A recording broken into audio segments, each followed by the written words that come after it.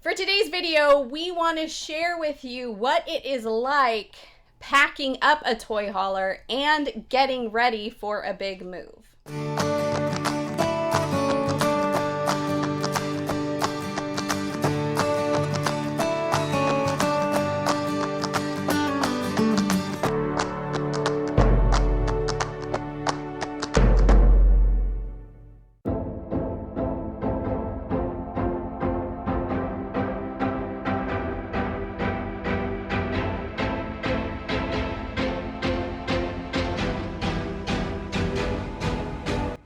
Hey everybody, I'm Natasha. And I'm Bill. And we are nursing our travel bug. If you've been following our channel, you know that we did something big. We bought something big. This huge toy hauler. Yes, we bought an Alliance 42v13. It's only 2 feet bigger than our previous RV, but it comes with some additional things that our previous RV did not have, which means packing it up is different. Yeah, we got some new steps we need to follow, some making sure we don't make any mistakes, taking it slow. Bella helps us take it real slow. That's so true. We call her the slowest kid in the world. Legit. Well, as you can tell, Bill is already ready to tackle the outside I'm stuff. hot. I'm flush. What? I'm gloved up. Ah, gloved up and ready to go. So he's going to tackle the outside stuff, and I'll tackle some of the inside stuff. Don't do that. Now, with any RV, it is so important that you have a checklist. The checklist will help you stay on track, but it will also prevent you from forgetting little things that could have a big impact later. For us, we don't necessarily have things written down. We just have like a mental checklist. But if it's hard for you to remember every little thing, I do encourage you to have a physical checklist. You can write it on a piece of paper and put it on the fridge. You can put it in your phone. We have friends, Diary of a Family, who use like the old snap bracelets back from the 80s, and they have their list written on all of these bracelets, and what they do is they put them around their steering wheel, and when one thing is done, they remove it.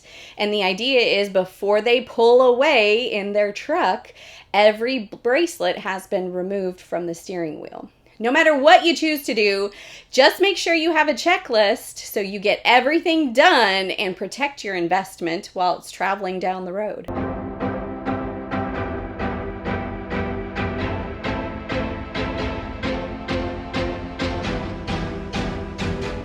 Everything's off the counter, everything is out of the shower, and the barn doors are strapped in, so the bathroom is done. Bella's room, or the master bedroom, is really the kids' hangout space. And we are utilizing the bed to put a lot of things for travel as well. So Bella takes everything from the dresser and piles it here on the bed. And that just ensures things really don't move on travel day.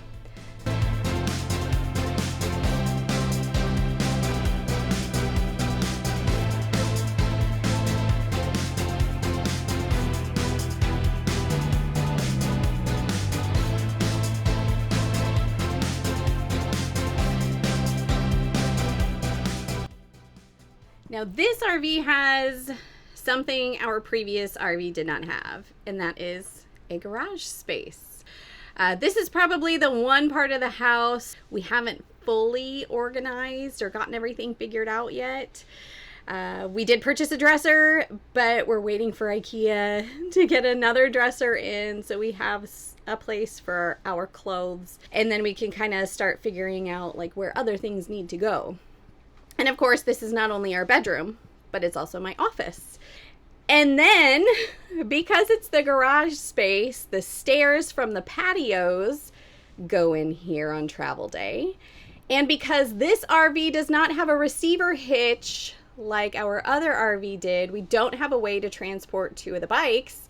So the bikes need to go back in here. And I have this big, beautiful, brand new rug that we just got to make the space homey. So we need to figure out how to roll up the rug so it doesn't get damaged, but so everything can fit in here. This is the most challenging room to pack up.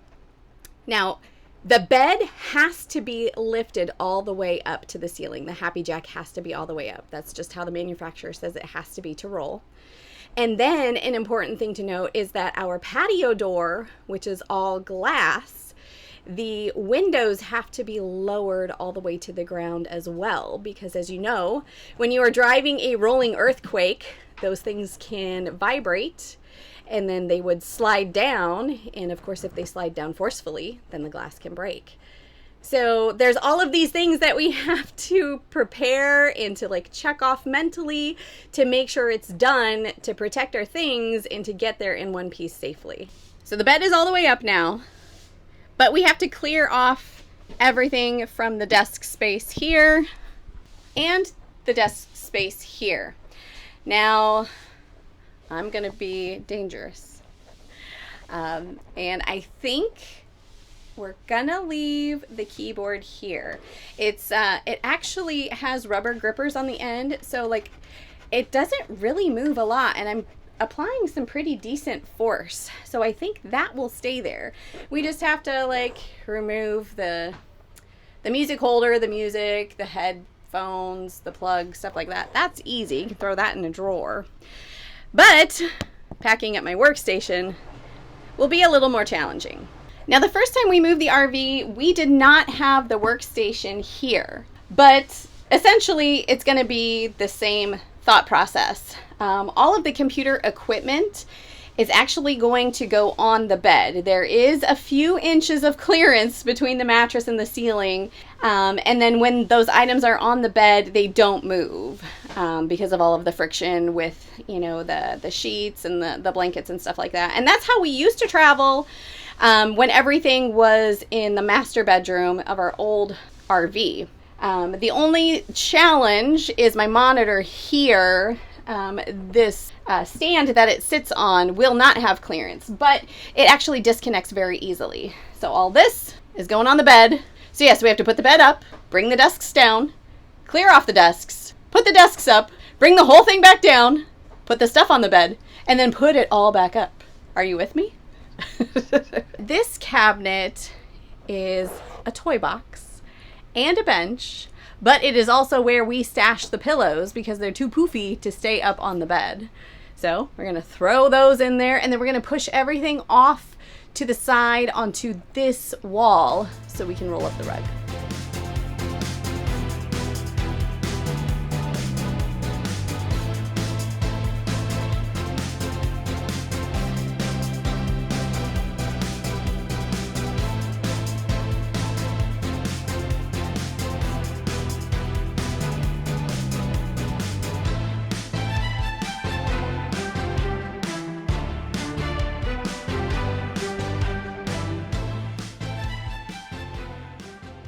One of the other perks that this toy hauler has that our previous RV did not have was a extra bathroom. This is just a half bath, but it is probably the easiest room in the entire RV to pack up. Check out how easy it really is. It looks good. It looks great. We got everything in there, and then we went to close the door, and the rug is slightly in the way. So we're going to use teamwork. I'm going to push the rug up, and Bella's going to shut the door. So I don't know if we ever talked about it in a video. We probably didn't. I forget what we record sometimes. We had to get a whole new TV because our TV died on day 2. So with that, we had to change the way it's mounted a little bit. So it is out a little bit further, and we need to get some spacers to keep it from jiggling around. So for now, we're going to travel. We're going to leave the precious PlayStation 5 right behind the TV, and for now we're just going to shove some blankets behind the TV so nothing jostles around while we move. It worked the first time we moved, so we're going to stick with it for now. The other big thing when you're traveling is to get everything off of any surface. It will fall. Yeah, we've got some snacks and some water bottles here, but those will go with us. Otherwise, everything else is either in a cabinet or it is down underneath the table and chairs. these things will go to. Now that everything's packed up, it's time to put the slides in.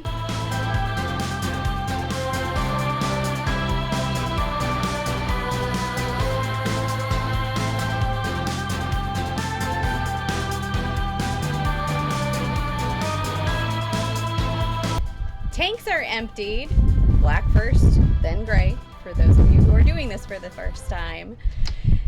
Bill is wrapping up all of the hoses, putting them away. But 2 additional things we do on travel day is we turn off the electric water heater. We have actually dropped off our RV at a dealer. They drained tanks, or there was an issue with the water, and our heating element burned up. So now we add that to our checklist. Plus, we turn off the propane. Now, this has been a controversial subject out there amongst RVers, but if you go to certain places in the Northeast, especially if they have tunnels, they require you to turn off your propane just to prevent any kind of explosion or any kind of spark that could cause any damage later on down the road. This isn't a big deal for us because we're not using the propane rolling down the road because we have a 12-volt electric refrigerator. But I know a lot of other RVers out there have the electric propane fridge and like to use the propane to keep things cold in the refrigerator when they're going down the road, and turning off the propane affects that, obviously. So it's just one of our checks. We want to be safe. You do what you need to do.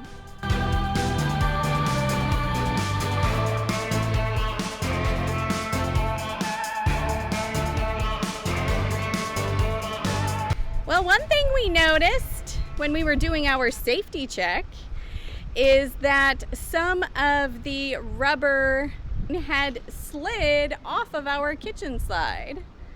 And Bill is trying to put it back up in the groove. Ugh. See, it's always something. This is why you need to do a check.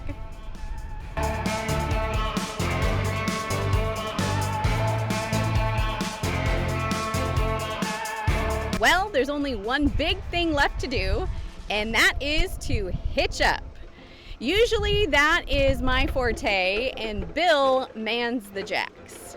Only when we are hitched up and have done a pull test do we remove the safety wheel chocks.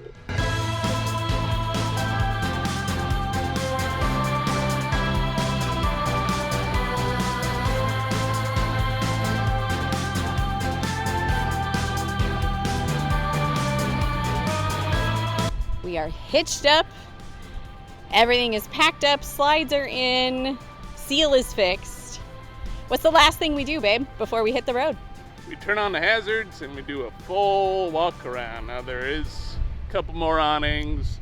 You have to make sure the ladder on this is pinned up, so there's a few things that are different than our last fifth wheel, but pretty much the same thing. We're looking at tires.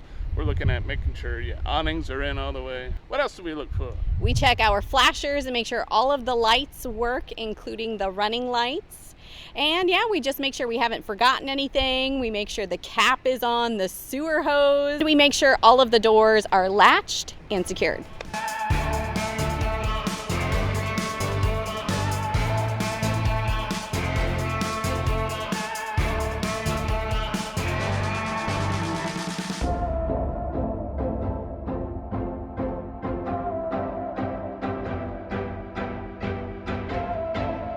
Well, since we're staying here with friends, time to say our final goodbyes and hit the road. To more adventures with more friends.